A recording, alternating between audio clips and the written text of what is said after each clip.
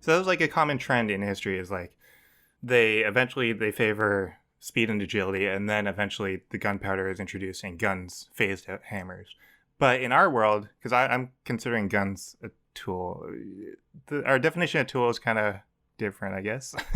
Because I think maybe Marcus might not consider a gun a hand tool. But I'm considering it a hand tool. I would consider a gun a hand tool. Okay. So I guess we're on the same page. So we don't have the introduction of guns anymore in history, but we still have gunpowder. I don't consider gunpowder a tool. I consider that like a material, and you can use that material like with your other tools to enhance them.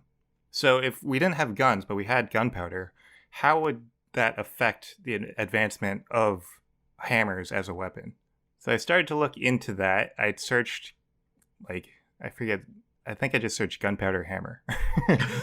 I'm just running into a problem where the thing that hits the gunpowder in a gun is generally called the hammer, right? No. Actually, The first thing I found was like exactly what I was looking for. What? Well, that's unexpected. Yeah. And not how this research usually goes. Not usually. So apparently in Mexico, there's a thing called the Exploding Hammer Festival. Oh my God. I want to go. And what they do is they just strap a bunch of like gunpowder to a sledgehammer. They just like tape it on or something. And then they have a hard surface on the ground. In the video I watched, they were using like a steel I-beam. And they just hit the I-beam with the hammer and it explodes. This is the coolest fucking thing that I just imagine. Awesome. Like my girlfriend would be like, why are you doing this? Right. and I wouldn't have an explanation. And I could only say, because it's an exploding hammer. Like, of course you're doing it. Yeah, it's incredibly dangerous. And like this is a festival, so like a bunch of people are doing it. And it's not like just one person is doing it and everyone else is watching. It's like a whole field of people are doing it.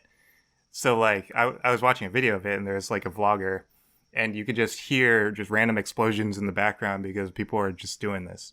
And I'm actually going to send you guys a GIF to show you what it's like. Ooh, a GIF. Hold on one second. It's GIF, Marcus. It'll be here in a jiffy.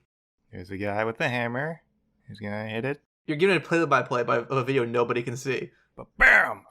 That's oh my amazing. God. That is much more I was wondering of about the explosion than I blowback. expected. Yeah. The dude literally just like, the hammer just shoots up in the sky and throws him backwards. It's amazing. Yeah, so this is happening all over the place in this field here.